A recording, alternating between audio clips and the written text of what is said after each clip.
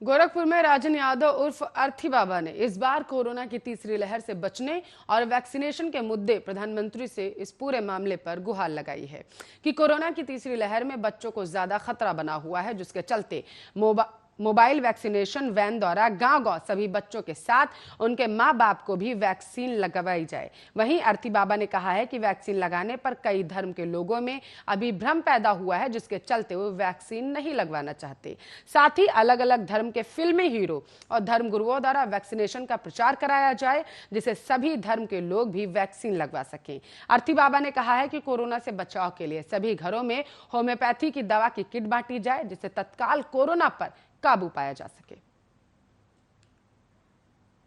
गांव में vaccine van बनाकर ले जाकर सभी घरों में छोटे छोटे बच्चों को जो 12 साल से ऊपर हैं उनको वैक्सीन लगवाया जाए और उनके माँ बाप को भी उसी गांव में ही वैन द्वारा वैक्सीन लगाया जाए, ताकि गांव में ही सबको वैक्सीन लग जाए, ताकि उनको शहर आने में कोई दिक्कत ना हो।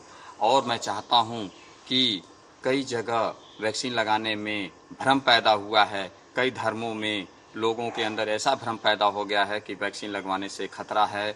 इसीलिए मैं चाहता हूं कि फिल्म के स्टार लोगों को इसमें उतारा जाए, धर्म गुरुओं को इसमें उतारा जाए, उनके द्वारा वैक्सीन की प्रचार कराया जाए कि वैक्सीन लगवाने से पूरा कोरोना को समाप्त किया जा सकता है। और इसलिए मैं चाहता हूं धर्म गुरुओं और फिल्म स्टारों को इसका मदद लिया जाए। और मैं ये भी चाहता हूं कि प्रधानमंत्री से गुहार भी लगा रहा हूं कि होम्योपैथ की दवा की एक किट गांव-गांव में सभी घरों में बांट दिया जाए, ताकि कोरोना को। मेरठ में सेवा ही संगठन के अंतर्गत भाजपाइयों ने दिव्यांगजनों को 1 महीने का राशन किट का वितरण किया।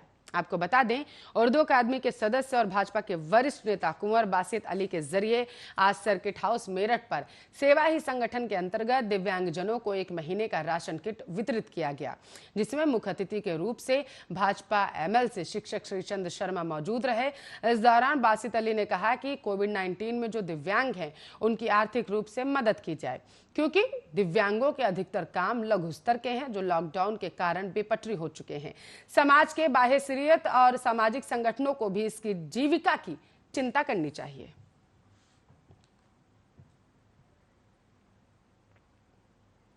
मेरठ में बदमाशों को पकड़ने गए पुलिसकर्मी घायल हो गए हैं। बताया जा रहा है कि संदिग्ध परिस्थितियों में 2 हेड कांस्टेबल जख्मी हुए हैं। दबिश के दौरान ईंटें गिरने से सिपाही घायल हो गए। लोगों ने पुलिस पर हमले की आशंका जताई। वहीं नगर में बवाल मामले में 4 महिलाएं और 2 पुरुषों को गिरफ्तार कर लिया गया।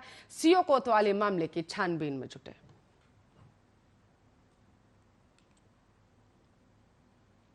मेरठ में महिला ने अपने ससुर पर जबरन अवैध संबंध बनाने का आरोप लगाया है। जानकारी के अनुसार समर गार्डन 60 फुटा रोड पर रहने वाली पीड़िता महिला ने बताया, मेरी शादी लॉकडाउन के दौरान लगभग 15 महीने हो चुके हैं। लॉकडाउन के दौरान हुई थी। लोहिया नगर निवासी रिजवान पुत्र एहसान से हुई थी। शादी के कुछ दिन बाद से ही मेरे ससुर मेरे पर गलत नजर रखे हुए थे, जिसकी शिकायत मैंने अपने पति रिजवान से की, लेकिन रिजवान ने उल्टा मुझे ही बुरा भला कहा। फिर उसके बाद एक रात को मेरे ससुर एहसान ने कमरे में आकर मेरे साथ जबरन मेरी गर्दन पर चाकू रखकर मेरे साथ बलात्कार किया।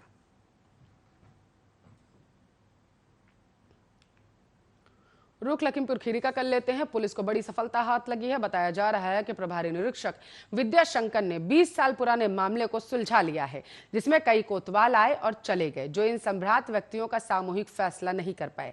जब यह मामला सीओ धरोहरा TN दुबे और प्रभारी निरीक्षक विद्या शंकर पाल के संज्ञान में आया, तो तुरंत दोनों पार्टियों को बुलाकर आपस में बिठाकर दोनों पार्टियों को सम्मान पूर्वक आपस में उचित फैसला और न्याय दिलाने का काम किया है, जिससे क्षेत्र में दोनों अधिकारियों के क्षेत्र में चर्चा का अब विषय बने हुए हैं। चलिए, इसी के साथ फिलहाल के लिए अपना उत्तर प्रदेश में बस इतना ही। देश दुनिया की तमाम खबरों के लिए आप देखते रहिए आपका अपना न्यूज चैनल आर्या न्यूज।